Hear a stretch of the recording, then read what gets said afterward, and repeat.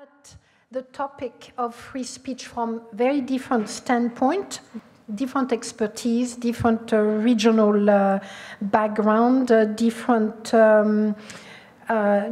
work. So they're going to speak briefly, no more than 5 minutes each. It's called Lightning, and I will stop you. Lightning tour on those issues, on what they think has defined the last 12 months, and we'll react to one another, and then we'll open the conversation to you all, so that you can offer either a reaction to what you've heard, or maybe bring a trend or a perspective that has not been covered by the panelists. We have a new person with us who has been very, very kind and has agreed to join the panel. So Nani could not make it. Unfortunately, she's sick, poor thing. But Rebecca MacKinnon has kindly offered to join the panel, and I've asked Rebecca because Nani was going to offer a perspective on the online freedom of expression, and I thought this is quite essential to what we're talking about.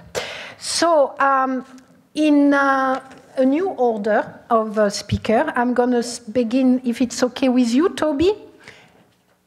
You're going to just give us, so Toby is the Executive Director of the Center for Law and Democracy. He's been doing that since 2010. He's an old colleague, not old in the sense of old, but he and I have been colleagues for many years at Article 19, and he's a very well-known, very respected expert on freedom of expression. So, Toby, what's the trend? What's defining free speech?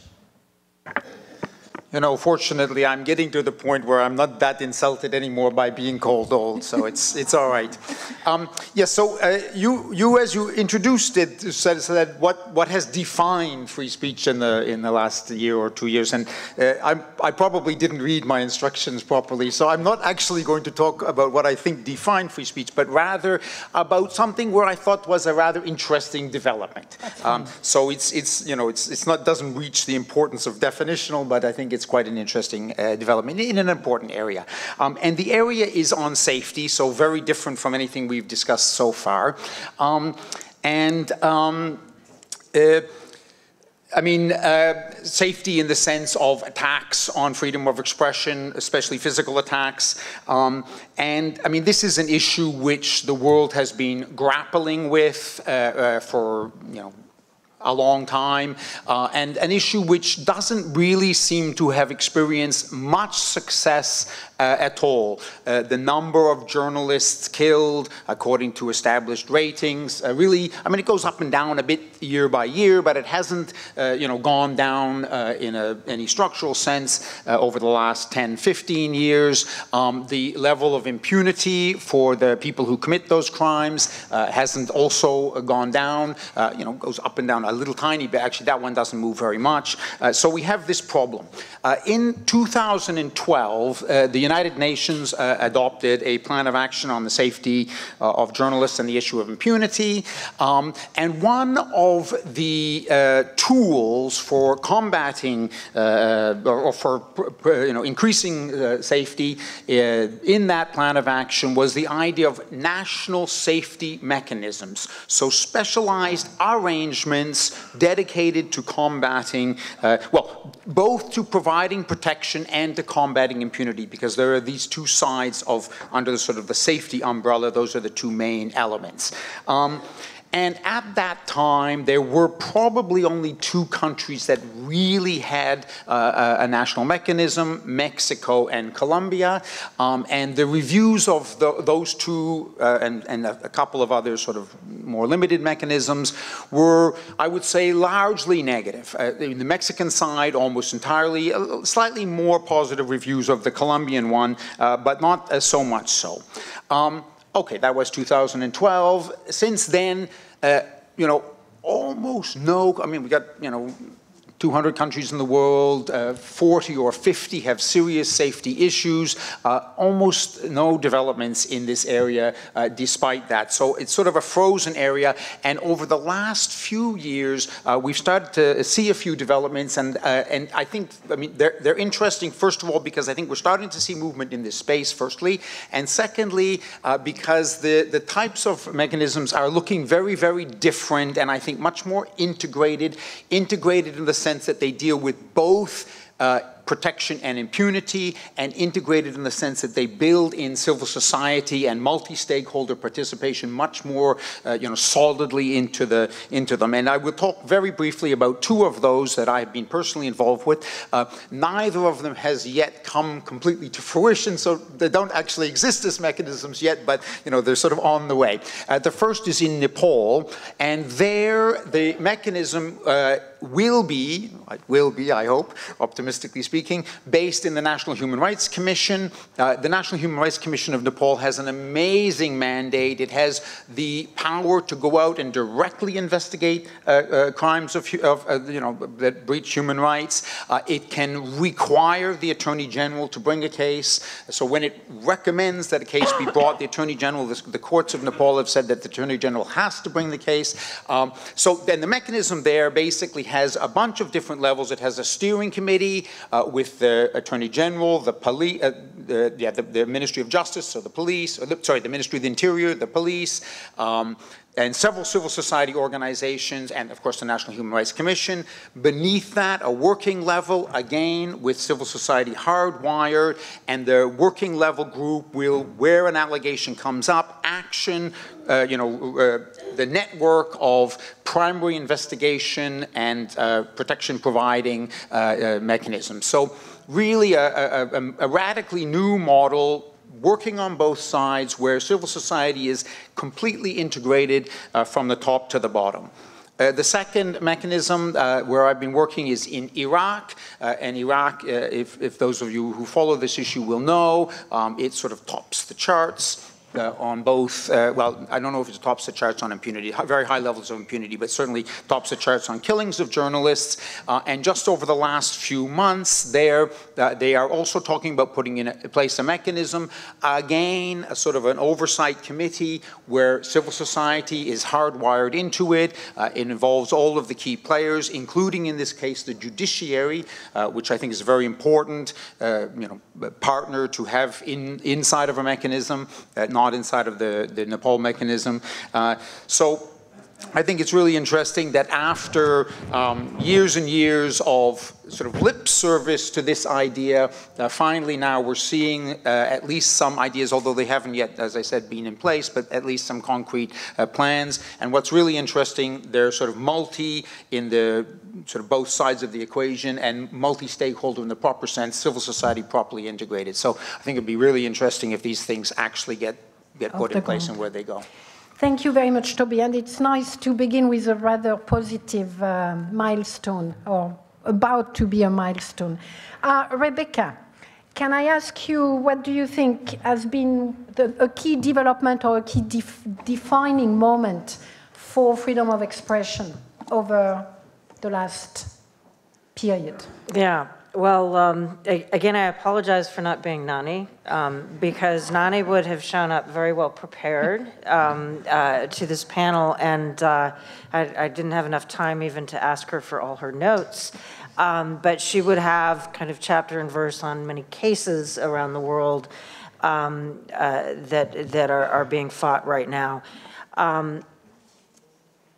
Overall, I think the attack on online civil society is growing worse. The Committee to Protect Journalists, on whose board I sit, tracks jailed journalists in addition to journalists who have been killed and other things. And the largest group of jailed journalists are online, are those reporting online, they define doing journalism online pretty broadly. In part, it's because, of course, governments kind of see how effective civil society has been using, effectively civil society and independent journalists have been in using the internet. But I guess to come down to sort of the defining issue around freedom of expression in the internet in the past 12 months, it's really Brexit and the US election, and the election of the current occupant of the White House. So that's the only title I'm going to confer upon that person. You know, and I think a little bit of a moral panic on the part of democracies, or at least in part of a segment of people in democracies who define themselves as not populist, about the way in which platforms are being manipulated for disinformation campaigns. I don't like the term fake news. But for information warfare and disinformation campaigns, and I think the kind of concern, the rising concern about, you know, not only is there an issue with censorship, but there's an issue of kind of the flooding of the discourse space with disinformation, with hate speech, with other things that drowns out other types of speech, you know, and so it's kind of a battle of the volume of different kinds of speech, which then certain types of speech are either drowning out or silencing the right of certain types of speakers, and so how do you deal with that, right? And how you deal with the centralization of information platforms, which, you know, whose rules or mechanisms then can be gamed by certain actors more than others, that certain voices kind of are in a better position to take advantage of those platforms than others, and what you do about it. And, you know, on the moral panic side, there's been sort of and we'll talk more about this in the next panel, but sort of a jump to regulation on the part of some governments that has been quite unhelpful. You see in Global Voices, among other organizations, have been tracking kind of the proliferation of anti-fake news laws around the world. And, you know, you have the NetzDG, which isn't officially an anti-fake news law in Germany, but, you know, there's that kind of aspect of it. But you see a number of countries from Malaysia to, you know, a whole range, Russia, you know, a whole range of different countries enacting laws around disinformation. China has had a law against spreading rumors for a long time, under which somebody was jailed quite recently who was reporting on corruption. So yeah, I think the defining moment is we're realizing that kind of freedom of speech and how you actually govern speech in a manner that enables the freedom and rights for all voices, not just the strongest and the most well-financed, but also how do we avoid the moral panic that will just make things worse? Thank you. In fact, maybe to follow up on what you've just presented, I think it will make sense maybe for Andrey to tell us, because you wanted to highlight disinformation in the region that you cover. So your 5 minutes, okay. Lightning moment. Thank you, Agnès. Yes, indeed, I will. I'll make a very short presentation about the disinformation regulation, because I believe it's a new, but in a way, a new old restriction on freedom of the media and freedom of speech in the region of the Organization for Security and Cooperation in Europe, which includes both Northern America, Europe, and former Central Asia and Mongolia. What I will say is based on the discussion paper or discussion book which I just prepared for the OSCE. Currently it exists only in one copy. But if you will be interested, I will be happy to send you a link once it is published in the coming weeks. And the topic of disinformation is definitely back in the agenda because of propaganda, and I think that the European Parliament resolution of 2016 defines very well the disinformation as a tool of propaganda and the concerns related to the propaganda threats to Europe of this propaganda. Laws on this disinformation, as I said, in quite a number of cases are old, and they are in the books for decades, and in at least one case for more than a century. And I'm not talking about the laws that relate to false information in the context of defamation or context of fraud or misleading advertising, for example. They are in the laws in the criminal codes of a number of countries of the OSCE. They are in the laws on the media and press, and at least in one case, disinformation is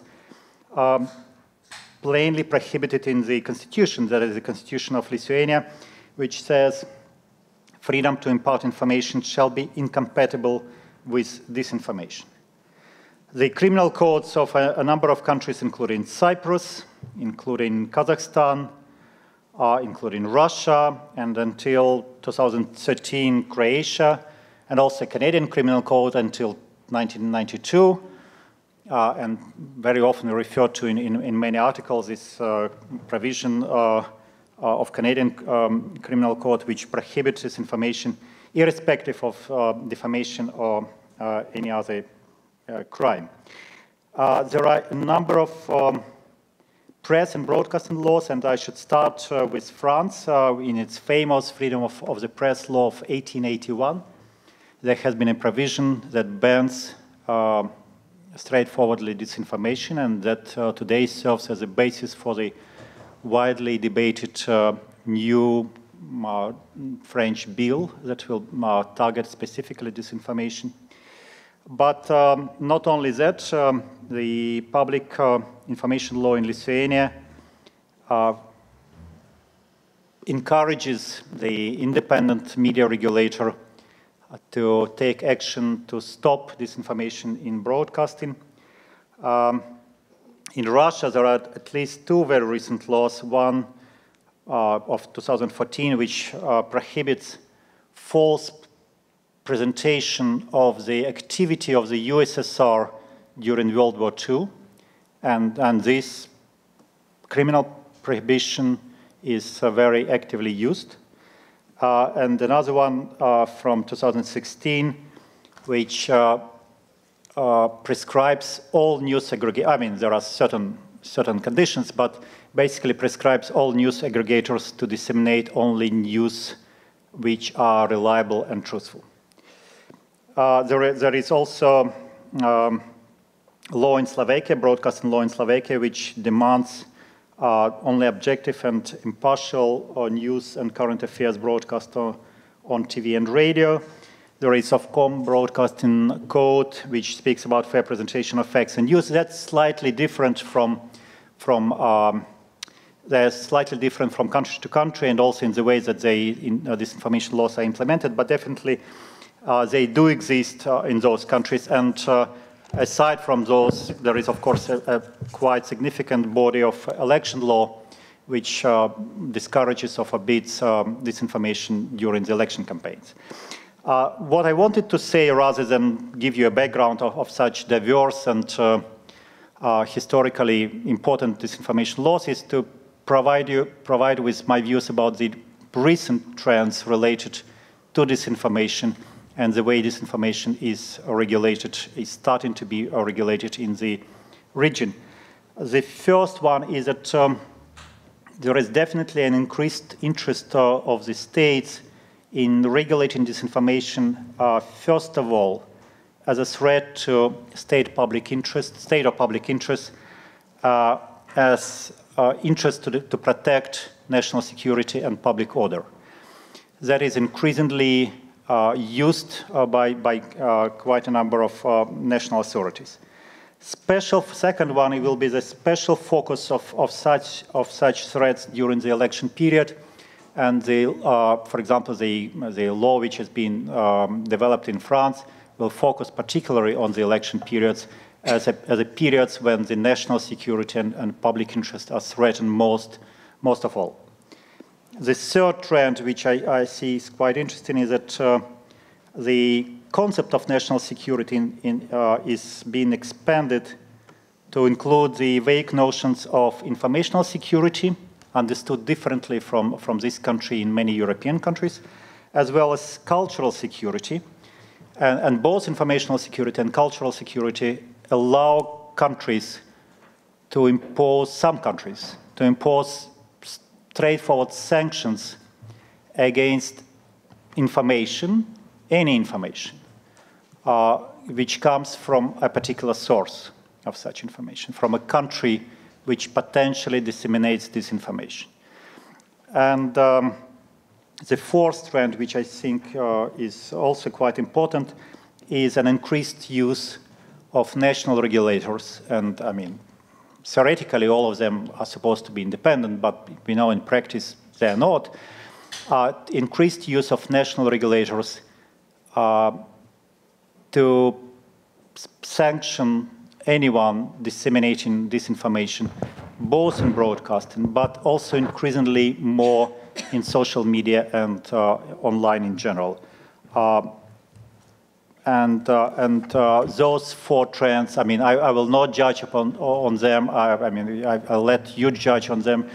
They, of course, depend from country to country, and the situation in different countries are different. But I see them as quite important trends to monitor whether they will become really stable and effective in Europe. Okay. Thank you. Thank you. Thank you very much, Andrey, for this overview of recent trends. Can I turn to Jameel? Jameel, what do you think are, how is freedom of expression defined, developed? Well, what's your take on our period? Sure. Okay. Well, thank you. First, thanks for including me in the conference. So I'm going to talk a little bit about the United States, also without mentioning who. I'm probably going to say some of the same things that Rebecca said, but less eloquently. I think that one of the most significant developments over the last year here in the U.S. has been the deepening and complicating of the debate about free speech on social media. And I would point first to the Supreme Court's decision in a case called Packingham versus North Carolina, which was decided last summer. And it was a case in which the court struck down, under the First Amendment, a law that banned registered sex offenders from accessing the internet. And the fact that the law was struck down was probably not that surprising, but the language in the court's decision was very broad, very positive about the democratic force that the internet now has in our society, very positive about the democratic potential of social media, recognizing that the most important space right now for the exchange of ideas is cyberspace, that ordinary people engage in all sorts of constitutionally protected activity on social media, and recognizing that social media is now the way that many public officials communicate with their constituents. So it's a recognition at the highest level that of the connection between social media and the First Amendment. Now, since then, we've also seen a recognition of the pathologies engendered by social media, and some of these have already been mentioned. Some of them stem from the actions of users on social media, so abuse or harassment or machine-amplified propaganda and disinformation. All of that stems from the actions of third parties on using social media. But then some of the pathologies stem from the practices of the social media companies themselves, pervasive surveillance, filter bubbles, seemingly arbitrary censorship, which is paired with a seeming indifference on the part of the platforms to addressing abuse and manipulation by some of their users. And I think that Mark Zuckerberg's testimony just a couple of weeks ago before Congress, it was unsatisfying in many different ways, but the fact of the testimony was, I think, an indication of the public's growing recognition of the power of the social media platforms and the implications of that power. So I think that debate is only going to continue over the next year. It's probably going to center around, among other questions, the question of to what extent platforms should be responsible for the content posted by their users. As most of you probably know, there is a statute in the United States that gives very broad immunity to the platforms for content posted by their users. That statute was certainly necessary to the development, to the emergence of the social media platforms as we know them today. Many people think that immunity is too broad, and that the breadth of the immunity has many costs, including free speech costs, that the immunity disincentivizes the platforms from addressing abuse and harassment. And because they don't address abuse and harassment, many voices, marginal voices, are driven away from the platforms. They become disengaged from the public square. And so, a number of different scholars have and advocacy groups have proposed narrowing the immunity. And there will be, it has been narrowed over the last couple months through regulation, but it may be narrowed further over the next year. So that's one question. And the other question I wanted to mention is to what extent is moderation of content by the platforms something that we should be worried about or celebrate? What should our attitude be towards content moderation on the part of the platforms? And that's actually, I think, a complicated question because the platforms can be conceived of in different ways. You can think of the platforms as speakers or editors, and they are sometimes speakers or editors or curators of expressive communities. But sometimes it's less useful or less accurate to think of them in that way, and instead we ought to think of them as facilitators of other people's speech. And if you think of them as facilitators of other people's speech, then maybe your attitude towards moderation or even censorship on the platforms ought to be different. And sometimes we should think of the platforms not as speakers or editors or publishers and not solely as facilitators of other people's speech, but rather as part of the infrastructure of democracy. And if you think of them as part of the infrastructure of democracy, again, your attitude towards moderation of speech or censorship of speech on the platforms might be different. And certainly your attitude towards the constitutionality of regulation governing the actions of the platforms might change depending on how you conceive of them. I think I'll leave it there because Agnès is about to interrupt me. Thank you. My body language. Thanks a lot, Jameel, for this this intervention. Can I ask Vidushi? I know you're going to present a different standpoint, and very Vidushi. much. Good afternoon. My name is Vidushi. I'm with Article 19. I'm going to be talking about the impact of artificial intelligence on freedom of expression. So while it's tempting to think of killer robots and a robot doing a lawyer's job, for example, as an organization we focused very specifically on short to medium term impacts on freedom of expression. And what I mean by that is that we're not looking at whether robots should be given legal rights, but we're actually looking at how do machine learning systems that actually run our everyday lives have an impact on freedom of expression. And to discuss this, I think the most interesting trend really has been how we're developing ethical guidelines and regulation, and how companies and governments and individuals are approaching this idea. So I think usually when you think of governments, at least I think of regulation. I just assume that governments will want to regulate.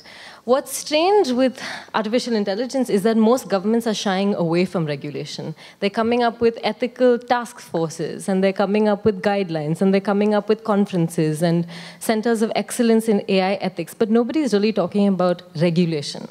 And I think not nobody. I think the European Union is thinking about regulation, the UK is considering regulation, but a large majority of governments are explicitly moving towards ethical guidelines. And I think to understand this, we need to consider each government's risk appetite, right? So, for example, I come from India.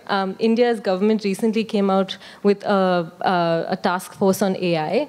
And the task force, speaks about national security and how AI can inform national security and how it can inform consumer behavior and how it can inform employment and the list goes on. The only place where they have discussed freedom of expression and privacy concerns is in the retail sector. So not national security. AI is great for national security. There's no human rights consideration there. But in the retail sector is where we really have to think about freedom of expression. Right? And then you move over to the UK, and the House of Lords recently published a report on how they think AI regulation should take place. And they are pushing towards understanding algorithmic bias and understanding what impact AI can have on privacy and freedom of expression. And when I said risk appetite a few minutes ago, what I meant is that there's this false dichotomy between innovation and regulation. So whereas in India we're trying to tap this economic potential and we think that that AI will transform our economies, in the UK there's a more sort of deliberate approach of maybe we need to think about bias in the first place. So that's the first piece when it comes to governments. When it comes to companies, what we're seeing is, predictably, that companies push for self-regulation. So in Mark Zuckerberg's testimony 2 weeks ago, I think he used the word AI tools 33 times. I only counted once, but I'm sure it was at least 33 times. And while it's tempting to think of AI as kind of this panacea for ensuring that freedom of expression standards are respected, you have to think about what standards will those AI tools be adhering to. At one point he was asked, so like, how do you bring down content? What is content that you should bring down? What content should AI tools flag off automatically? And I think the answer was anything that makes people uncomfortable. And that is not in compliance with any law, to the best of my understanding, right? So in terms of having clarity of what is the mechanism and what is the standard this mechanism will adhere to, there's definitely a long way to go, and there's definitely a lot to think about in terms of how does human rights play into this. So at Article 19, what we've been doing is we've been trying to understand to what extent human rights frameworks and human rights law can actually inform ongoing discourse, whether it's fairness, accountability, and transparency in machine learning, right? Can human rights standards be the minimum requirement on which you build all of these technical standards? When you think about things like regulating credit scoring, say not in the US, because I know it's well regulated here, but in countries that don't have a regulation, how do you think about fairness? How do you think about equality? What we're finding is that human rights are the only framework that have shared understanding internationally, and they have enforcement mechanisms which ethical guidelines don't have. And that's really been a challenge to talk about, okay, ethical guidelines are great, they let us evaluate whether we are on the good side or the bad side. Fairness, accountability, transparency in machine learning is an excellent field of research. It's very interesting. They're doing a lot of amazing work, but it's evaluative. It is not an enforcement mechanism. And so I think in terms of freedom of expression, what the challenge really is, and the trend is to move away from standards that we know and understand, and how do we bring back human rights language into a discussion that is almost predicated on it. Thank you. Thank you very much. The last speaker is Edison Lanza, and I guess we're going to have a Latin American perspective on that question. Thank you, Agnès, and good afternoon, everyone. I want to share some advances in terms of jurisprudence in the Latin American system. I share the preoccupation and the concerns about the paneling in the different issues like safety, internet, and digital area. But I prepared some, highlights about the last 2 years in the terms of the inter-American human rights system. As you know, the Inter-American human rights system has two bodies, the Inter-American Commission and Inter-American Court, and all the cases go into the system through the Inter-American Commission. The Inter-American Commission finally have a decision, and if the states don't comply with this, set to and go in present to the court. And some of these cases are in the different steps of the systems. In the last 2 years, the decision of the Commission and the court have recognized, for example, the extension of the content of freedom of expression for judges, the content of the right of the women to access relevant information in order to exercise the sexual and reproductive rights, the right of the union leaders and labor's representatives to express their opinion or ideas regarding labor conflict, the right of individuals to participate in the public debate and criticize the government and the public officials without the fear of criminal proceedings, and the right to journalists to carry out their profession in safe condition. This is the main cases, the main issues that the cases, aboard. But let me comment some cases that I think that is very important for the jurisprudence and the standards for the Latin American countries, and think it's important to share with the globally.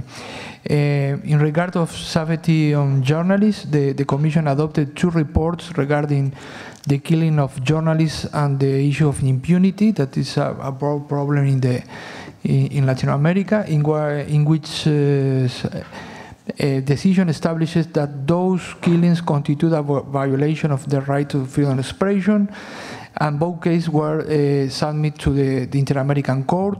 The last March, the Inter-American Court announced that adopted rulings about those cases. Unfortunately, just we are waiting to the merit of the decision. One of these cases is Nelson Carvajal regards Colombia, and the case to do with the killing of the journalists for reasons related to practice of journalists in silent zones of Colombia, with politics, corruption, and so on. And the development of this case is to go more deep in the obligation that has the state to diligently investigate crimes against journalists who cover news about corruption.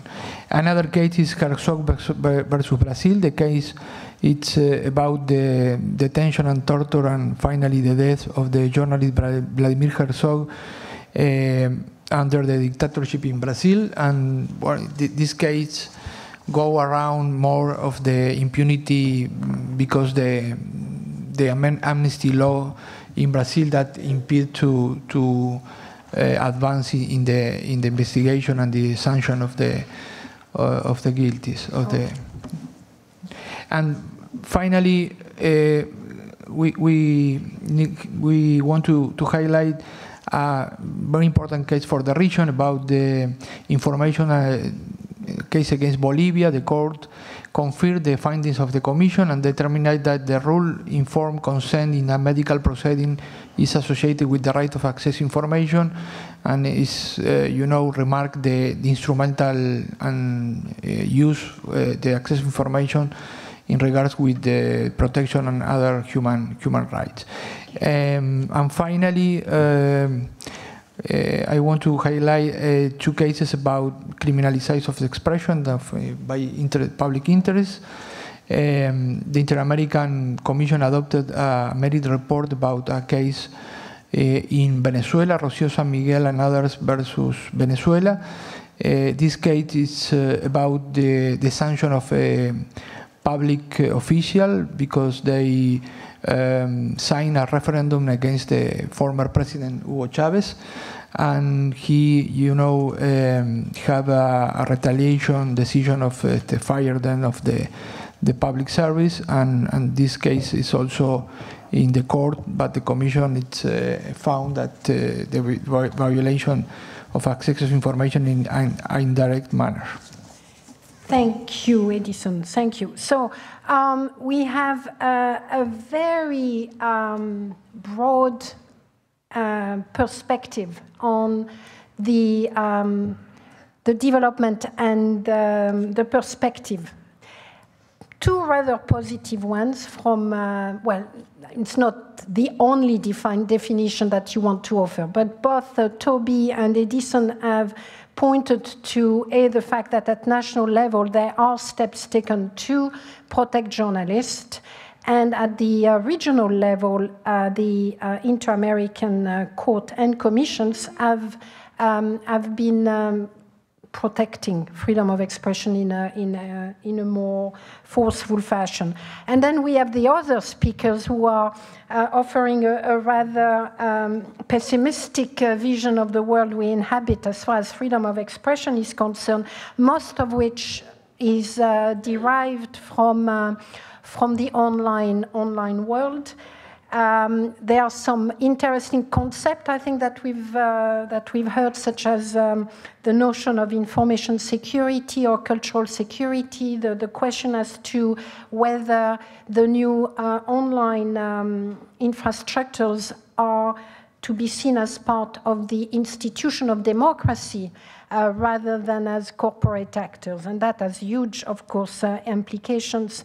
The question of immunity, liability of intermediaries, and whether or not artificial intelligence should be regulated, and what will be the impact on innovation. So, a very big perspective. Before asking a few more questions, I wanted to see whether you had any reaction to one another. Yeah, Toby. I just have a very small point really about the false news or disinformation. That the Canadian case is quite an interesting one, because we had a prohibition on false news, disseminating false news, and the Supreme Court fairly comprehensively struck it down. So if you're legally arguing against that, and interestingly, there have been some cases in Africa, a really remarkable case from the Supreme Court of Zimbabwe, also, sort of building on the Zundel case in Canada, we were talking about at lunch, and even going further than that. So I think that there's, at the judicial level, there is a body of work out there that highlights pretty clearly and well,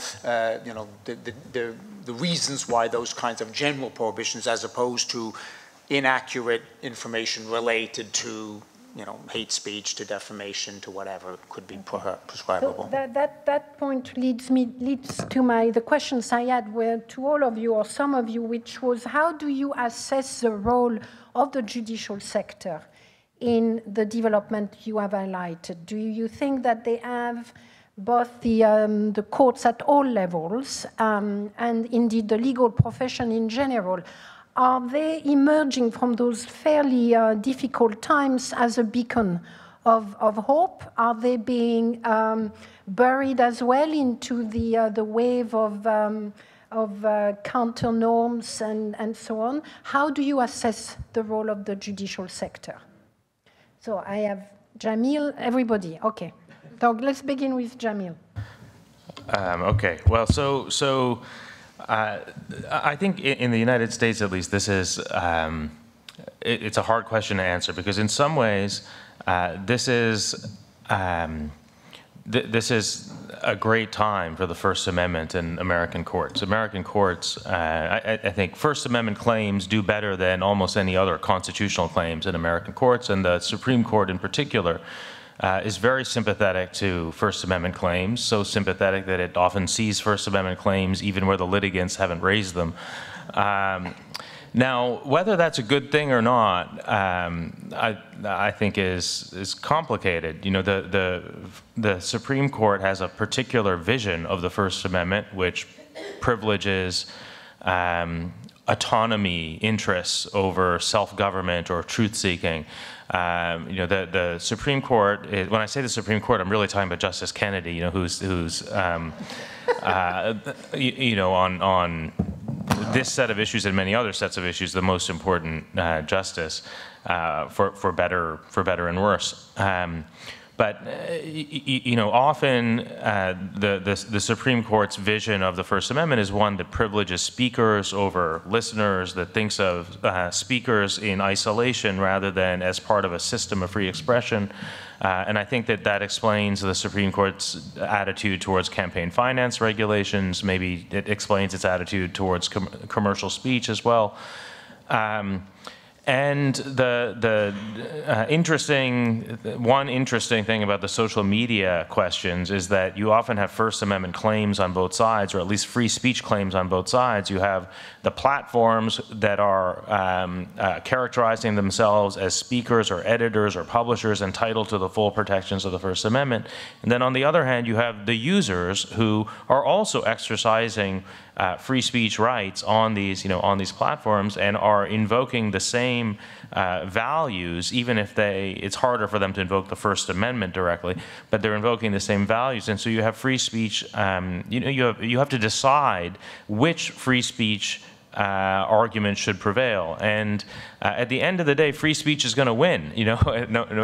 Free speech is going to win, but it's going to be one version of free speech over another version, and I think that's not an unprecedented thing, but an unusual thing, and something that makes these issues, fascinating. Okay.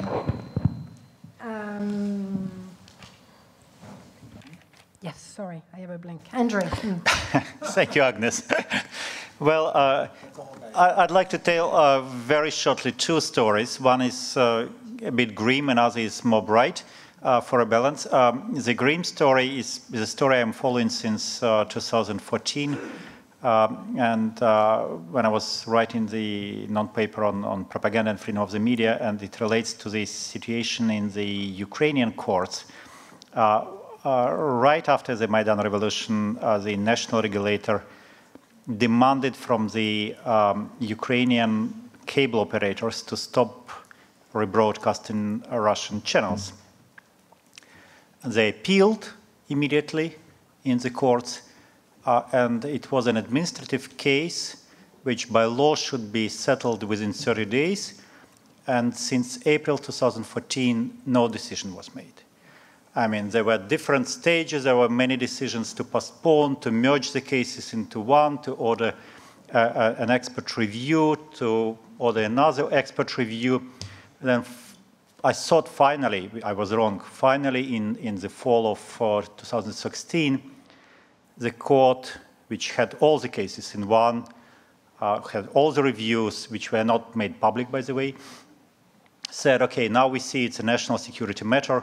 We should allow the special services and prosecution to make their opinion within 2 weeks.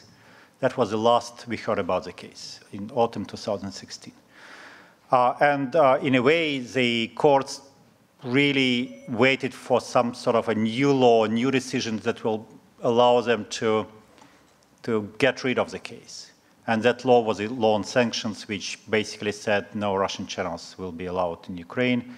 And in a way, this ended the case, although formally there is no decision. Another decision which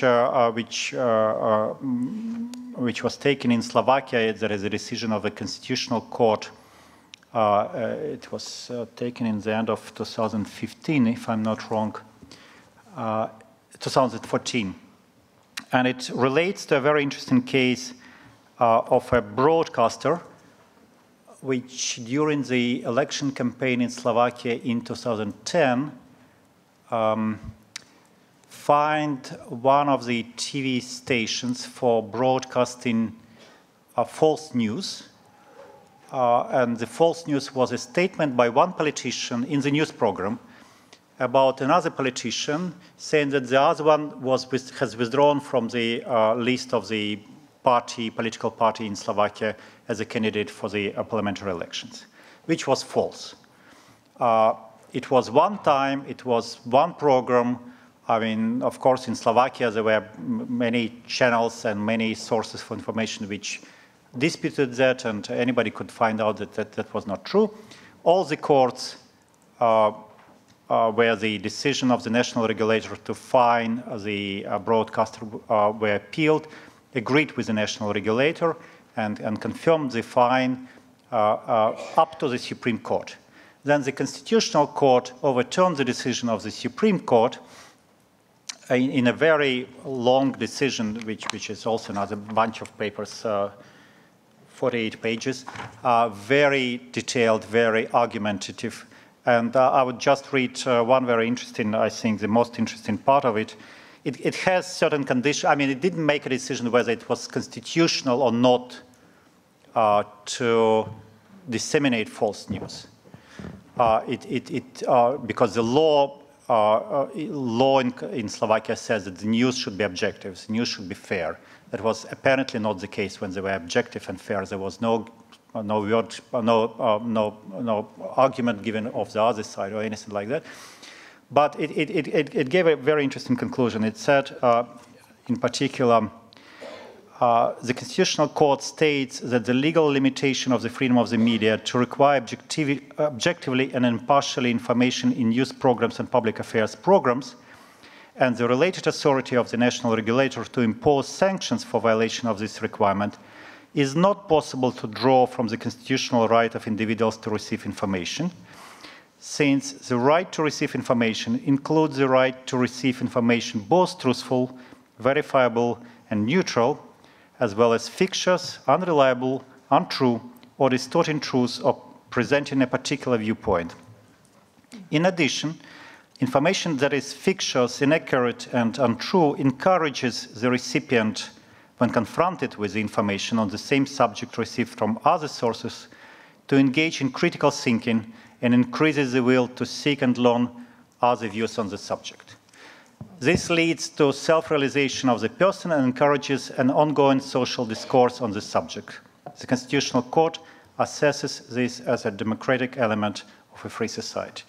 So again, I mean, it gives many details about how to view the decision of the Constitutional Court, but in fact, it was later referred to in the Slovak judicial system as a decision to allow lies in broadcasting. Okay, thanks, Andrey. Edison, are the courts a beacon of hope for freedom of expression in Latin America? No, of course, it's a complex moment, and freedom of expression in Latin America is under pressure by the organized crime, the corruption and politics, by the authoritarianism government in many countries, like, you know, Venezuela, just Nicaragua. Yesterday have a protest and terrible use of the force against the people. But I think that in Latin America and in the Inter-American system, first time in many years is a big discussion about the way to strengthen democracy, the way to fight against corruption, and the way to fight against this problem, these big problems in the region. And in this picture, I think that I have the hope that the national courts and also the Inter-American, the Commission, the Inter-American Court play a very important role to, you know, to strain this kind of standards that the special rapporteur have 20 years, and this is a cumulative work along the years. But I think that this is very important. We released the last year a report about the last 3 years of national jurisprudence in high courts like Mexico, like Colombia, Argentina, Chile, Uruguay, Paraguay, and they have a great, very important best practice in strength and democracy and diversity and pluralism and so on, and access information also. But obviously, in the middle of this, or other decision that we don't have the same vision, the best practice. But I think that something like that Guilherme said today, it's to strengthen the training with the judges in the region. They have a great interest in these issues. They have the open mind to discuss with the Inter-American international bodies and also the journalists and the platforms, and they, strain the capacity building to know these new challenges also. This is not magical. We need to work in different ways. Thank you. Rebecca? You. I have something from Nani, actually, and Nani, I really thought it was important, especially with this question about courts and litigation, to bring up the work that Nani is doing with the Digital Freedom Fund, which is supporting strategic litigation around the world, and that's it's precisely because it is in the courts where there's a real hope to stop bad law, to reverse back, to push back against bad practice and bad law. And she actually sent me a list of a number of cases, and I won't read all the details here, but just last week in Ireland, the Court of Appeal agreed that the data of an anonymous blogger in Uganda could not be revealed, and of course that link between privacy and freedom of expression with anonymous speech is really important. And so she's kind of is citing a list of cases, from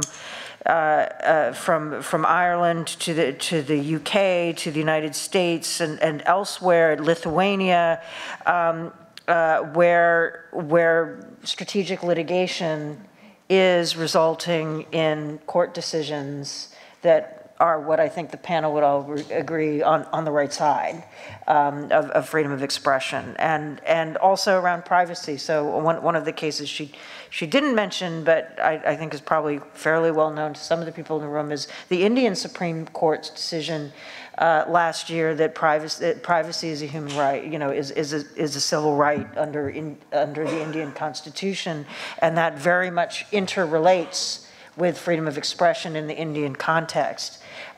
So I think that in many countries around the world, the courts are an important place for this fight, and it's I think organizations like Nani's that are kind of helping and supporting people doing strategic litigation around the world to compare notes, to be globally strategic about these cases is important.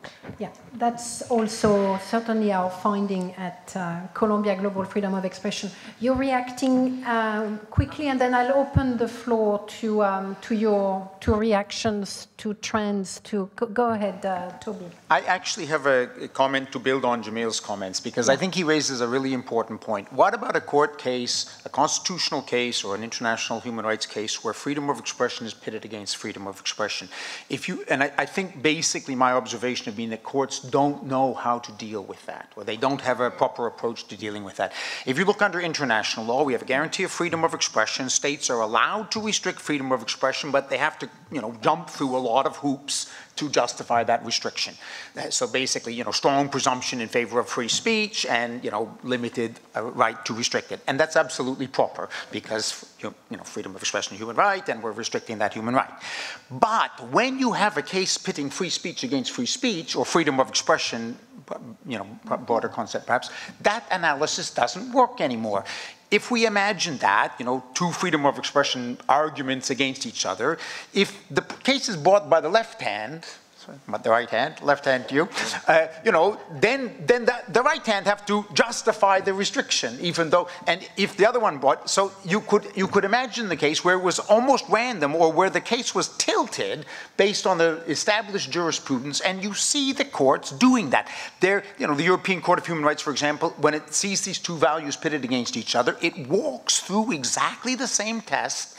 It doesn't apply it properly because somewhere in its being it feels that there's a freedom of expression interest on the other side, but it has not developed a proper jurisprudential approach to that, which in my mind would have to say, now we're having an internal argument, two perspectives on freedom of expression. We can't just walk through this same three-part test thing anymore, because the three-part test properly creates an unlevel playing field. And so I really think that I don't have I mean, I've tried to think of what the analytical framework could be, and I don't have one because the variety of interests are so broad, and often you have a collective free speech interest, you know, the right of the listener to receive information versus, or whatever it is, but something has to, you know, I think the courts have to move forward on that, and where we are now is not a good place on that. Okay, so you're saying that the balancing rights approach cannot be applied when we're dealing with the same right?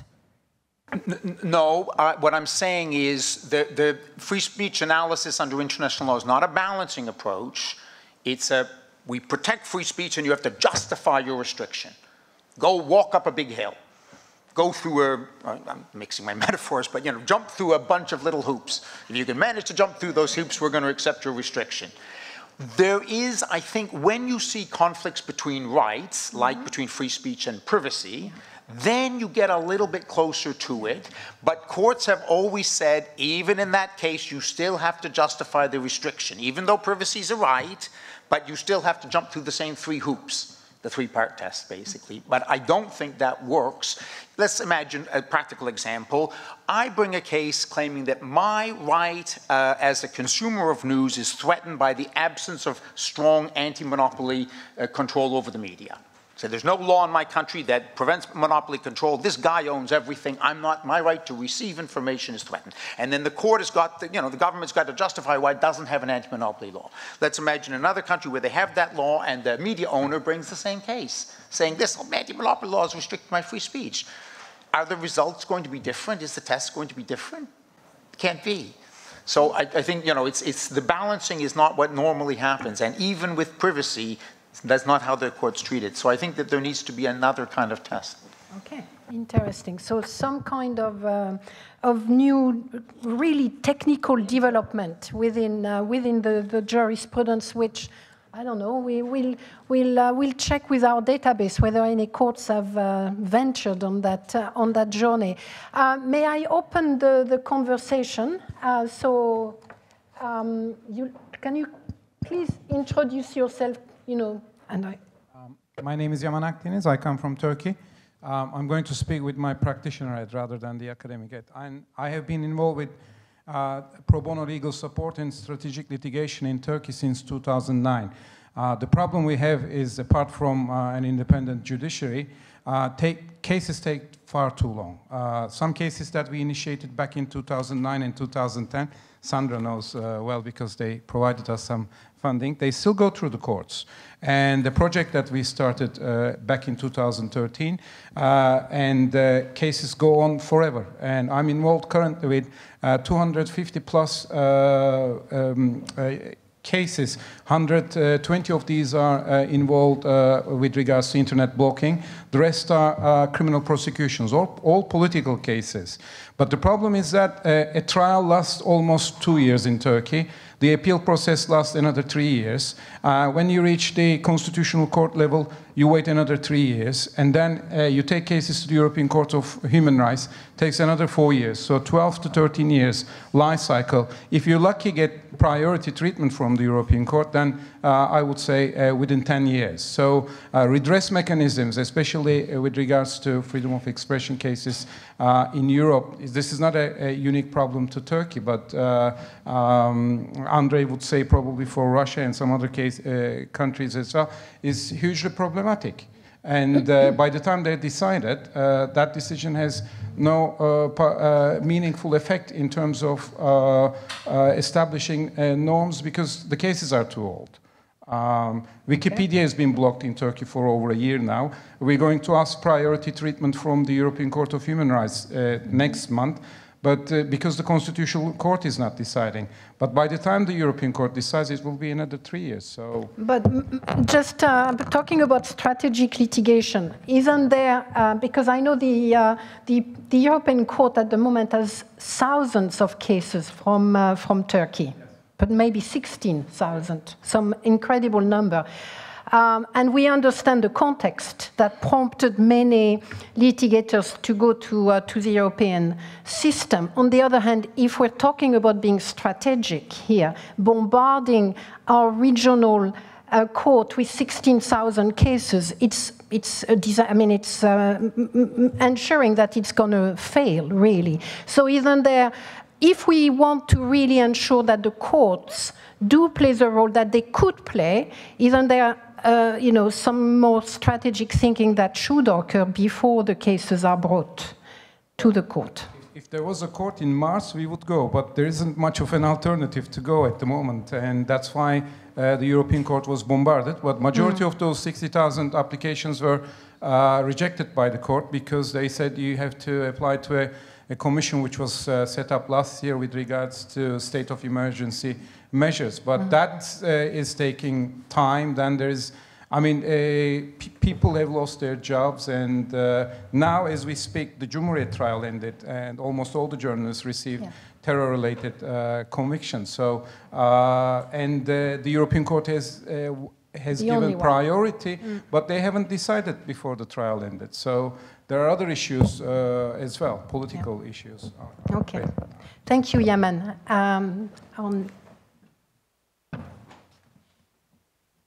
Well, my name is Dimas Kiprono. I work for Article 19 Eastern Africa. So I'm going to give an Eastern African perspective, but I'm going to zero in on Kenya. So within the last 18 months, we've had 3 far-reaching decisions on freedom of expression. The first one was the one that struck down criminal defamation. This case was highly inspired by an African court decision, the Konate case.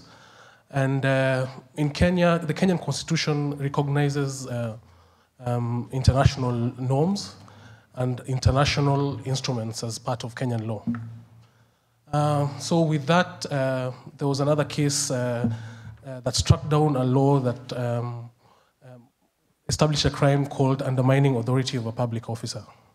So basically, as it were, if you said something wrong about the president or any public officer, you could find yourself in jail for up to 7 years.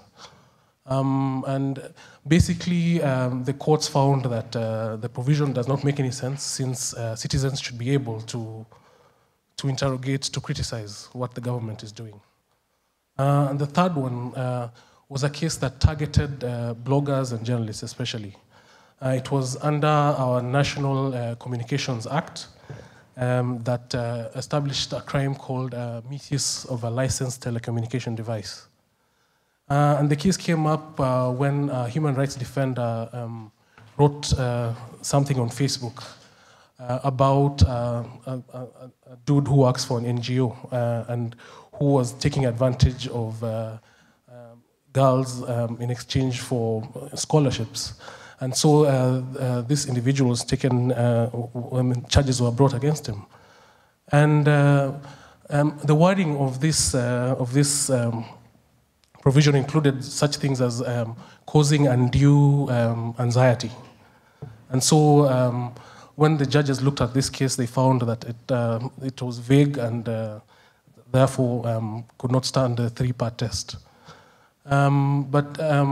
So all in all, we've seen that international norms and have really inspired judicial decisions from Kenya. And this is also cascading into other countries such as Zimbabwe. And so I support that judiciaries are very important. Thank you, Demas. And that also is one of our findings at Columbia Global Freedom of Expression. But I think it's important to hear how courts and global norms do impact progressively and positively on freedom of expression, because we can be tempted to see everything quite in a dark fashion. Isaf want to speak? Oh, yeah, so maybe I'm going to take 3 speakers, one after the other. Isaf, and then who do I have? Yeah. Hello, I'm Isaf from Tunisia. I'm a human rights officer. I would like to, I have a remark for Mr. Toby Mendel and another one for Mr. Lanza on the issue of safety of a journalist and to end impunity in crimes committed against a journalist. So, Mr. Toby Mendel, you mentioned the great step that had been achieved in issuing or adopting the UN plan on the safety of a journalist. And you mentioned that the most important thing that to establish national mechanism that would be working on the protection of a journalist and handling maybe allegations that are allegation of violation of the safety of a journalist. Do you mean public national mechanism, or do you mean those mechanisms or initiatives of monitoring, of protection that can be established among the civil society, for example? And here I would like to share with you. You mentioned that there is two status. I would like to have more clear info on this mechanism, and I would like to share with you an experience in Tunisia, a recent one, a national mechanism, but not a public one. It's an initiative of the syndicate, National Syndicate of Journalists, to establish a unit of monitoring of the safety of journalists, and also to provide the legal assistance for the journalist victims of violation. This unit is established with the support of UNESCO and OSCE, and it will be issuing their first report after tomorrow, on the 27th of April, and they have developed they developed indicators on the national indicator of the safety and national indicator of impunity also.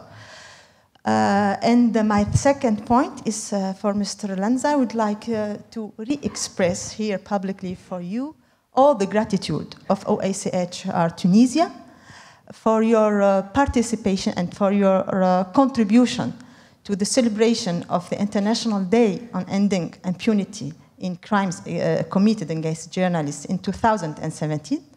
That was on the 16th of November. At that time, when I say we, that means the civil society in Tunisia, journalists in Tunisia, but also the office, the UNESCO. We were in need of a support from an international mechanism to show that there is mechanisms who are working on the protection of journalists, and to push also the society and the officials who were there to go forward for the protection of journalists. We reached you. You were available, and you supported the event with your recorded message, and we are very grateful for you. So thank you very much. Talek.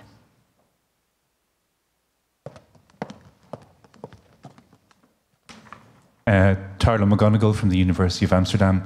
Thank you, panelists, for your enlightening interventions and some very enlightening information and details. I'd like to chip into the discussion, please, on the theme of safety by giving a reference to a European development this time. In 2016, the Committee of Ministers of the Council of Europe adopted a recommendation which was addressed to the organization's 47 member states.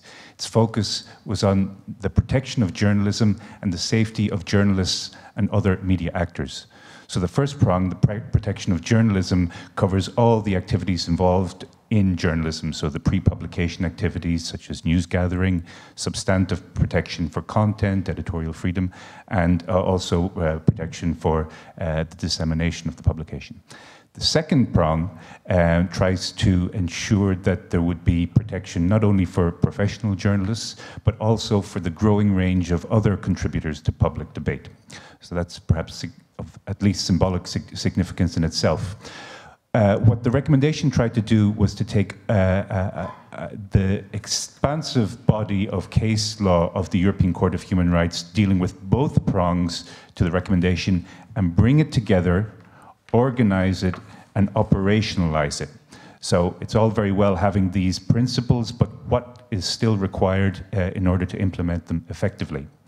And one novel feature of that recommendation is a call on member states to set up or enable independent reviews of national laws, including draft laws, case law, policy and practice to ensure compliance with Article 10 of the European Convention on Human Rights. So, whereas Toby referred to some promising initiatives that have yet to bear fruition, this is something that has borne fruit, but the fruit needs to be plucked. This recommendation is calling out for political traction. Member states of the Council of Europe need to get on board and actually implement it. The Council of Europe itself is busy devising an implementation strategy, and there are one or two initiatives going on at national level to try and generate this traction that it needs to get off the ground. So I just wanted to put that on people's radar screens, and if anybody's interested in more information, I'd be happy to provide that later. Thank you. Thank you. I think behind you, I can't see much. Yeah. It's Monroe. Monroe. Mm-hmm. So I was reflecting on the panel as a whole and wondering whether there's something that we might call the era of free expression, which has a beginning, an arc, and an end. And the question would be, how geopolitically does that arc get drawn? Does it work this way or does it work that way, et cetera? And how does it relate to the function of this, the way the panel sees the world and the way that the global project at Columbia sees the world? So it seems to me there is this effort to influence the arc. That is to say, we're all part of influencing the arc. Foundations are part of influencing the arc. The press establishment is influencing the arc. But so are other governments, other forces in the society. So it's really a question of how we see that arc. Right. Well, we'll have maybe final thought to all of you. Some more reactions from the participants. Guy. Hi, Guilherme Canella from UNESCO. Just trying to talk about another challenge and then thanking for your comments on that. We always had a relationship, more problematic or less problematic, between freedom of expression and elections. So during elections time, we face in many countries of this planet more violence against journalists, but we also can talk about media concentration and its effects on elections, or freedom of information requests about elections. But now with this entire story on the so-called fake news or false news, we are experiencing a lot of troubles related to elections. And I'm particularly concerned in the role of the judges on that. In many countries, we have special courts for elections called electoral justice. And we are witnessing a very complex way of the judges are dealing with this phenomena. And the political parties in some countries are trying to extend the competition during the election period through the courts. And this can be a risk to democracy, although we need to deal with the problem of freedom of expression. So I think we do have a challenge here in also assessing better the relationship between elections and freedom of expression in all these new phenomena you were mentioning earlier in the panel. Thank you, Guy. Is there anyone among the panelists who wants to react to some of the comments that you've just heard? Toby, there was one question to you, but I think there were some challenging questions that, okay, first Toby and then we'll... Well, on this specific question, I think it's, first of all, a very good question. You know, I mean, I think a lot of different mechanisms can be useful. So another country that I'm working on the safety issue is Pakistan. They have 6 civil society-based or non-government-based mechanisms doing different things, and some quite interesting things. For example, one of them is a group of, an editors-based mechanism, and they simply coordinate so that when an attack occurs, they're all reporting reliably and more or less on the same facts about the attack, so that it helps build, and they make sure they report on it, so it builds the case and emphasizes the thing. But I think that ultimately there are limits to how far a civil society-based mechanism can go. For example, on the impunity side, I mean, civil society cannot really investigate. I mean, they can try to collect some evidence, but they're not professionals with that. They don't have the legal powers, and they don't also have the knowledge. It's a very scientific, and we need the police to do that, basically, or at least properly trained people. They certainly can't bring a case, and they certainly can't decide a case. So I mean, I think there are limits in Pakistan where they have this thing. Still, an important thrust of the movement for safety is to get an official mechanism. So what I guess I would say is, it's great to have civil society mechanisms. It's not always easy to get an official mechanism, and not every country has the level of problem that it needs an official mechanism. I'm not saying that every country needs one of these things. I mean, I don't know exactly where Tunisia is at the moment on that. That was closer to the situation there. So I think that it's, different strokes for different folks, but if you have a serious problem, I think that ultimately you should be aiming for an official mechanism. Just to mention a little bit on the two sides, what you also asked, I mean, the protection side is about when somebody's at risk, they might have received some threats, or when they raise any credible evidence about being at risk, we want to protect them before they become a casualty, and we're on to the impunity side of things. We want to stop these things. The Colombian mechanism, which is a huge and very well-funded mechanism, it's entirely focusing on that side. So, ultimately, some cases you can get an armored vehicle, you can get protection, you can get whatever. But obviously on the impunity side, I mean, 9 out of 10 of these cases are never, globally, are never brought to trial. Now, in a lot of countries, lots of cases don't go to trial because the police are not that efficient. And these are sophisticated cases. In most cases, they're sophisticated criminals specifically targeting somebody with a high, they're not just sort of ordinary criminals trying to steal some money that they might do stupidly so they get caught more easily. They're prosecuting these crimes effectively, let's say, most of the time. So, but in response to that, and because of the seriousness of these crimes for the whole of society, censorship by killing is a term that the special rapporteurs have used in this context. You need a higher level, so you need more police resources. You need better trained police. You need to really make sure that impunity in these crimes is not that great. If I may say something as well about Guilherme's, I mean, I think that this is a really, really important issue, and not just the judicial relationship, but the whole space. Essentially, if we look at the traditional tools that democracies have used to, help create a level playing field during elections, they are things like around spending and around balance and impartiality in the broadcast media. Those are the two main tools that democracies use. With the space that we're going, sort of decline in traditional media influence, the ways of getting around and using relatively small amounts of money to have huge impacts, using Cambridge Analytica and other clever tools. So both of those tools are essentially breaking down, and I think we really need to revisit the whole thing. And not to be propagandist, but my organization is sponsoring a panel discussion at RightsCon in Toronto, to which I'm sure many of you are going. Edison will be on our panel as well, where we're going to be discussing that issue. I think we really need to start thinking a little bit outside the box on that. Okay. Rebecca? Yeah, I think the whole idea of independent review of laws, I keep hearing about this more and more discussion of the need both for independent review and sort of impact assessment of a proposed law or existing law on different rights, both within a jurisdiction and also globally. So there have been a number of cases where I've seen people calling, we already have companies doing human rights impact assessments on how particular policies or practices will affect their users globally in different ways. I actually wrote something with UNESCO a few years ago where one of our recommendations was that national laws that affect online speech should be subject to a human rights impact assessment that looks at the global implications for freedom of expression of that law, not just within its own borders, and that a country that's actually committed to global freedom of expression, not just within its borders, has an obligation to do this.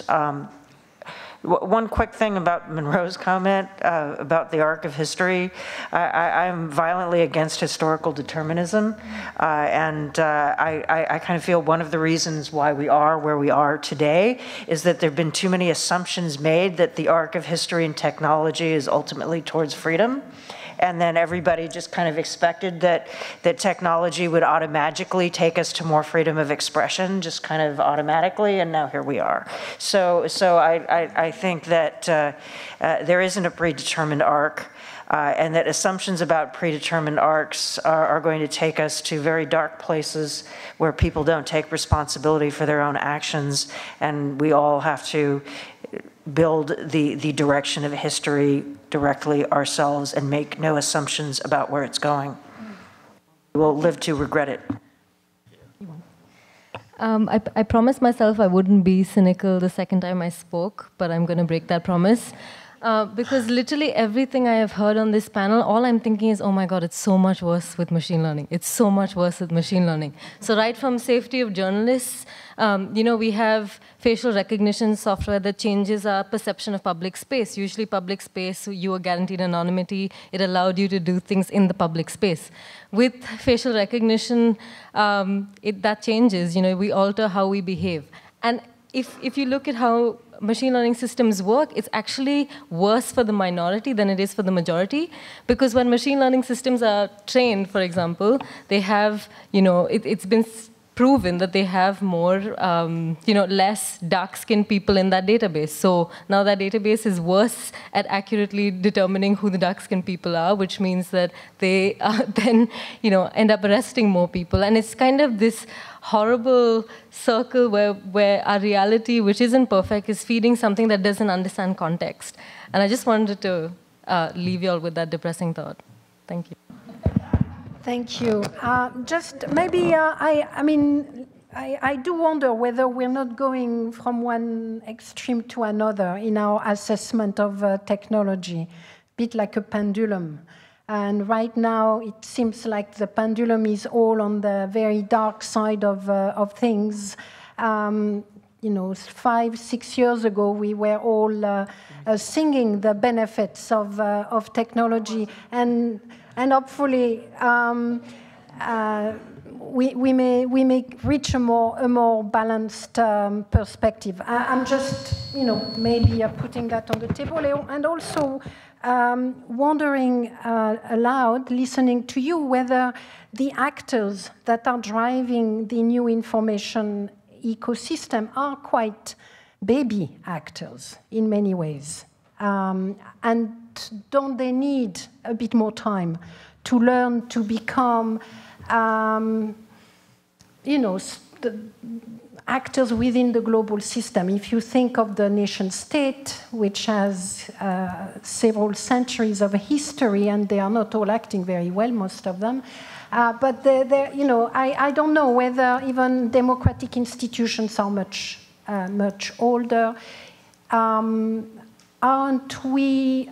Well, we should push them to grow very quickly, but even there, a bit of that as well to take into account. The fact that they are reasonably new actors in the information system. I can respond very quickly to that. I think there's this romanticism of innovation. I think maybe you were talking about 5 years ago. I'm not sure what was happening in this circle then. But when we romanticize innovation, what happens is that we push towards progress. Like Rebecca said, we just assume that technology would mean ABC, but we realize that it doesn't mean any of that. The problem with the way that actors, as you term them, baby actors, and the way that they're functioning now, is that they're not, they have a real impact on everyday life that is often irreversible as well. And they for example, I can be upset if Facebook took down a post, but I don't know what to be upset about what I'm not seeing. Right? So they influence what I see, but also what I don't see. And if they have such a visceral impact on everyday life, then we have to hold them to the standard that they actually exercise. I don't think that the reasoning of them being new to the ecosystem should be used, because the impact that they have is not new. It's pervasive, and it's dangerous, and it's irreversible as well. again, negative, but.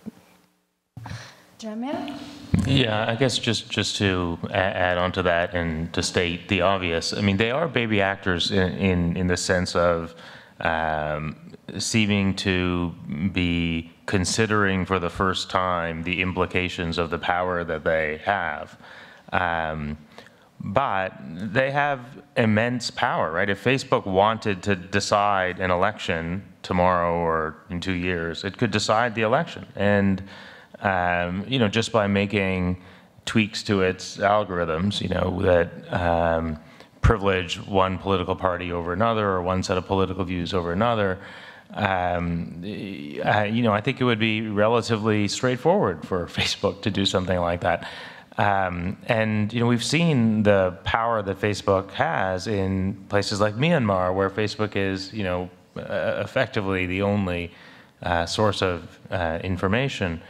And so, yes, you know, it's dangerous to act quickly when the technology is changing so, you know, so quickly. But it's also very dangerous not to act. And you know, that's what makes these questions so, you know, so difficult, is that we have very limited information, in part because the social media companies are opaque, but in part because they haven't been around for very long, and at least in the form that they now take, and yet we have to figure out how to, you know, how to act very quickly to avoid the kinds of, you know, really substantial and irreversible harms that could result if we didn't act. Okay, we have a few minutes left, so looking ahead,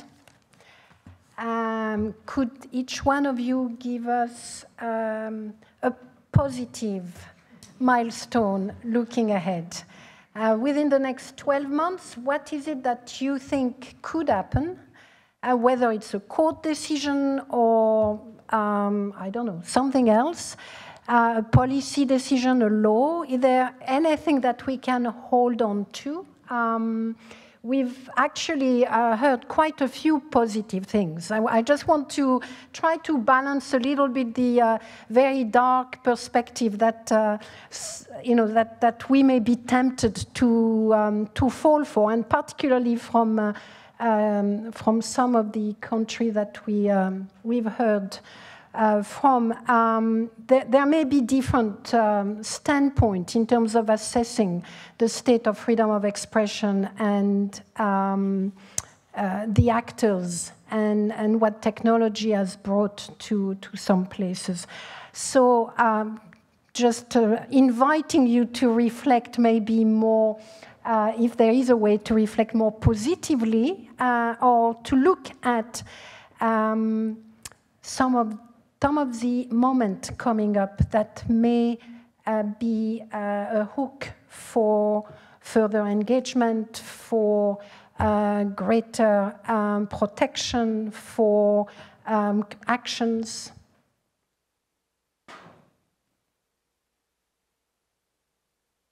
Well, I started out my comments saying I may have misunderstood your instructions on your email, but on this one I'm pretty sure I understood it, and you said, what is some advice to resist and move forward? So instead of something positive, and I think I've been fairly positive too so far, so I'm going to talk about resisting and how we can move forward.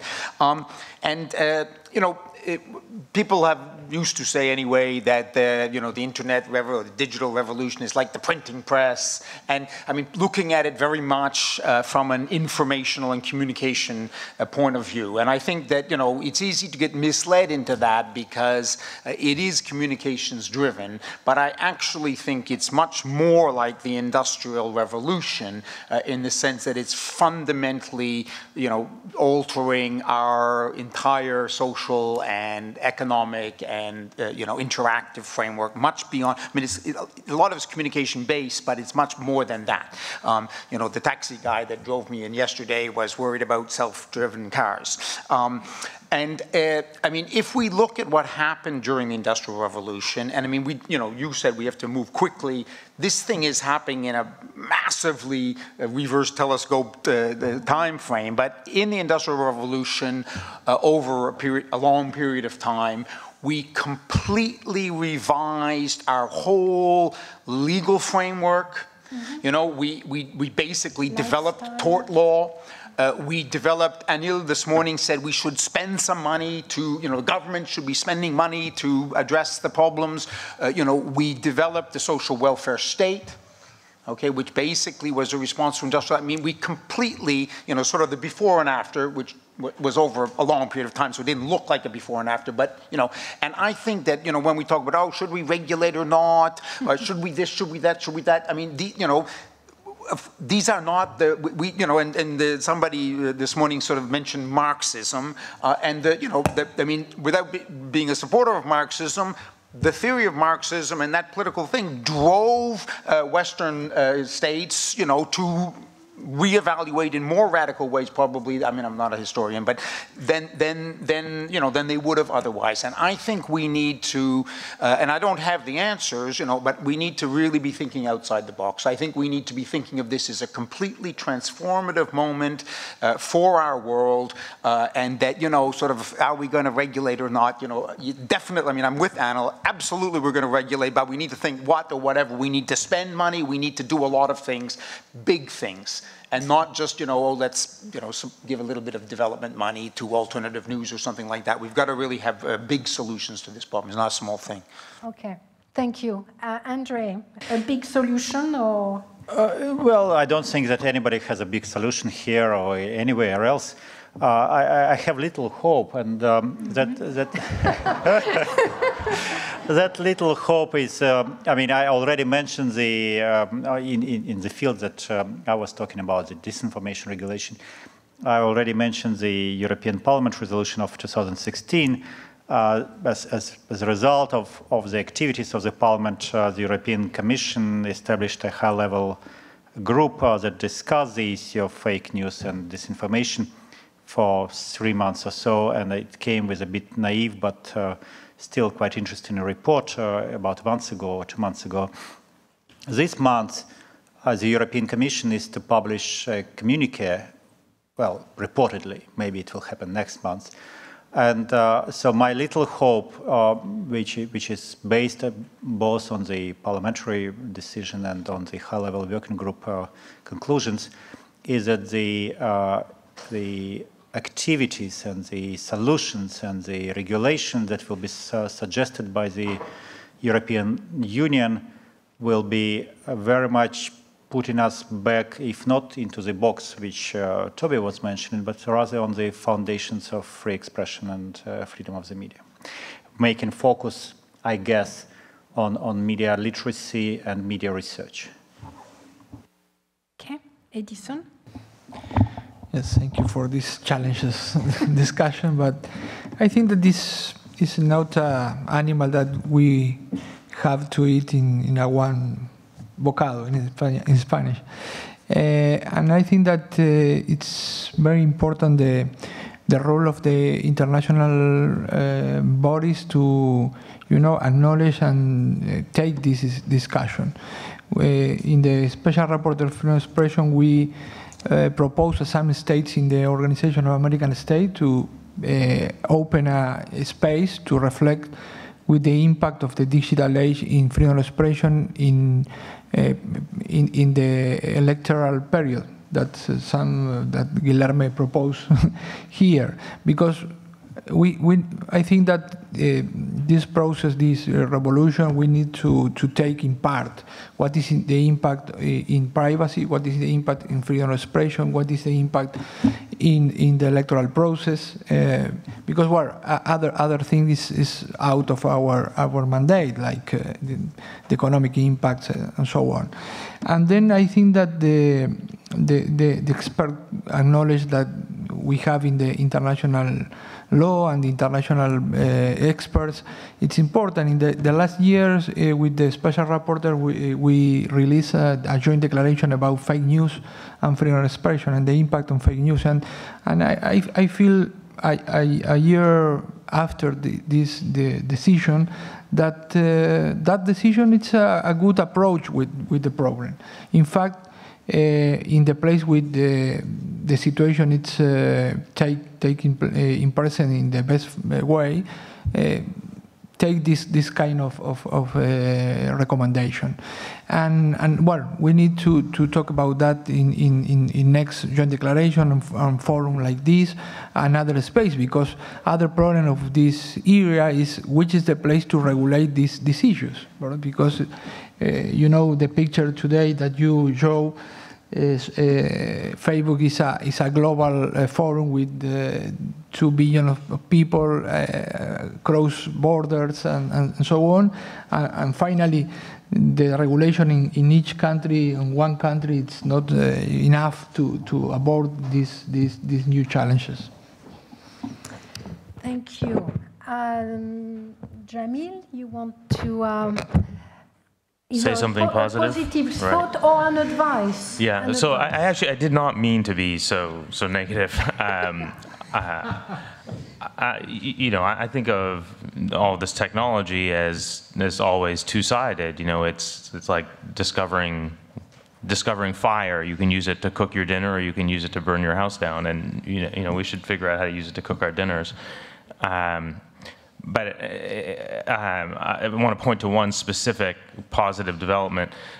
Public officials, I mentioned this earlier, but public officials are increasingly using social media as a way of communicating with their constituents. And I think that's a very, very good thing. I think that's a great development because it opens up the possibility of conversations that couldn't possibly have taken place without this technology.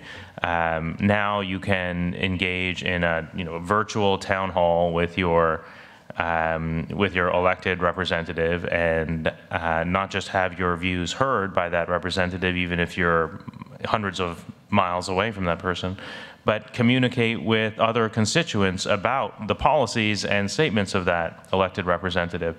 And these public forums that have been created through social media, I think, are playing an increasingly significant role in our democracies. You know, my institute has this case challenging President Trump's practice of blocking critics on his Twitter account. And that's, you know, one of several suits that are in the courts, right, in the American courts right now. I think there are a couple in Canada too now, in which litigants are asking the courts to recognize these forums as public forums within, at least in the United States, within the meaning of the First Amendment. I think those are significant cases. But even apart from those cases, the practice of public officials communicating with their constituents in this way, I think, is an important development that we should celebrate. Thank you.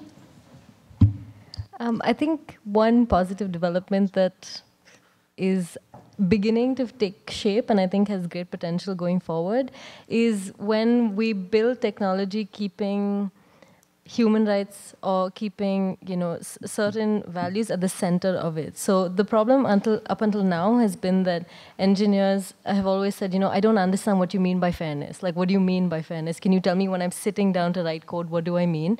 I think that is slowly changing because we're building legal and policy advice in technical terms, and we're explaining technology in legal terms. I think that's a very strong development, and if it you know, if it carries on, I think it actually has the potential to build bridges and make sure that the worst case scenario doesn't happen.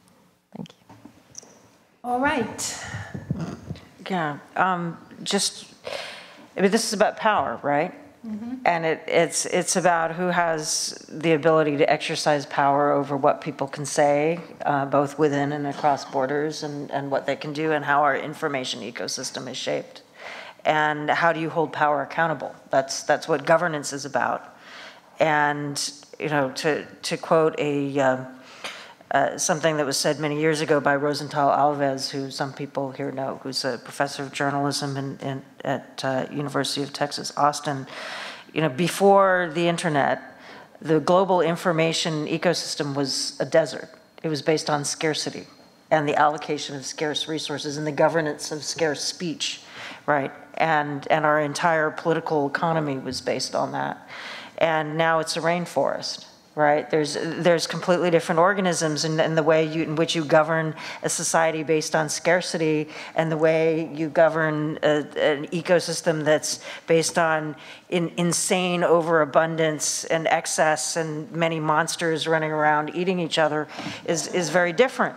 And so, you know, just to speak to Toby's point, we need governance innovation.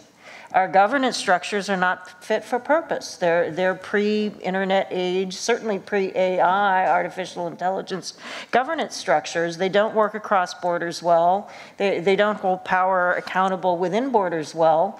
And we need massive innovation on the scale that we saw innovation to meet the technical change and technological evolution of the Industrial Revolution, and it's only just begun. And so I guess my optimistic point is, as a daughter of a historian, is that once upon a time, the world was full of states run by, you know, whose only governance model was the divine right of kings, right? And humanity has managed to evolve in terms of thinking about how power is given legitimacy and who gets the power and who confers it on whom, how it's constrained. And so on. And, you know, we evolved again with the Industrial Revolution, and we can evolve again, but it's going to require we've got a long way to go, and it's going to be painful. And the other optimistic thing is that there's a movement building that's really committed, but this is going to take several generations. Can I just respond very quickly? Sure. I mean, one of the consequences of the Industrial Revolution was a massive growth in government. Yeah. You know, government was small, and then government was big. And I think, you know, you're just riffing off your points. I mean, what we really need is a massive growth in international governance. Now, I'm with you. You said this morning, you know, you don't want the UN. I don't want that either. So we need a different, I mean, I don't know whether it's reformable, but I mean, we do need something at that level. So maybe, you know, now we need, and I agree that it's going to be painful. You know, maybe it's many things. But I mean, that could be part of the thing, some massive growth in some new form of international. Thank you very much. Well, given the state of leadership within the United Nations, which is the only governance body, global governance body at our disposal right now, I am a little bit less optimistic now than I was earlier. We can build a new one. You know, we don't have to just sit with the UN. I completely agree with you. I was going to just put some personal thought here. Notwithstanding maybe the schizophrenic image that is emerging out of the discussion, because I still want to highlight the fact that we had some very positive stories that were brought forward in terms of very positive changes in a number of countries, and the role of courts as remaining quite an important old institution that protect our rights. So there are still old institutions that are still able to be adapted and that are adaptable to this new environment somehow and somewhat. So let's not forget that side of the panel today, and the fact that we've seen also progressive development in terms of the protection of journalists and the fight against impunity at national level through international weaving of global norms. Notwithstanding all of that, it was an interesting conversation, which didn't go at all where I thought it will go somehow, but that's very interesting. So we are ending up with a rather not the arc of history, but a big question mark as far as history is concerned and where we're going at the moment. But there is a strong feeling from at least 3 of the panelists, no, 4 in fact, of the panelists, that we are at a transformative moment, that we are living through a revolution of some kind, which is going possibly much faster than the previous industrial revolution, at a pace at least much faster, but whose impact will probably be as far-reaching in terms of life of individuals in terms of the legal system, governance, governments, humans, and so on and so forth. I think one of the word that has not been mentioned, but which I guess could be a driver for the years ahead, is leadership. To what extent do we have a leadership that is enlightened enough and visionary enough to understand that what we're going through demand big questions and big answers, and courageous answers, one.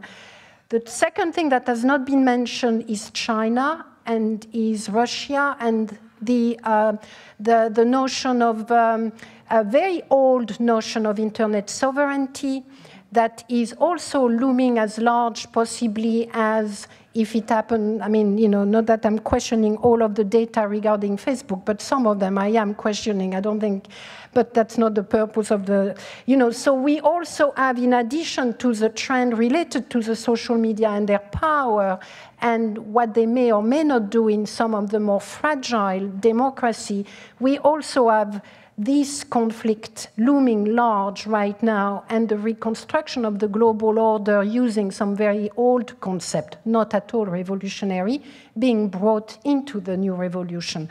So this makes for, I think, a particularly complex moment that we are living in. I was not expecting us to come with a solution at all, but I think to pose the issue, to pose the problem in those terms, may allow us to, you know, to think a little bit outside the box and to think beyond the immediate moment, which, you know, is very, of course, very present as it is a moment, but to look forward maybe to those big questions and try to think of the current moment as a way to move us closer to answering the big question.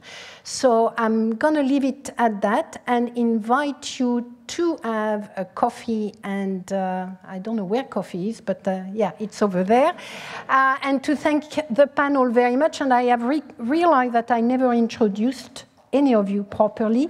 So please, my apologies to you because I didn't introduce them, but their bio is on the website, and may I invite you to look at them. Thank you so much. Thank you.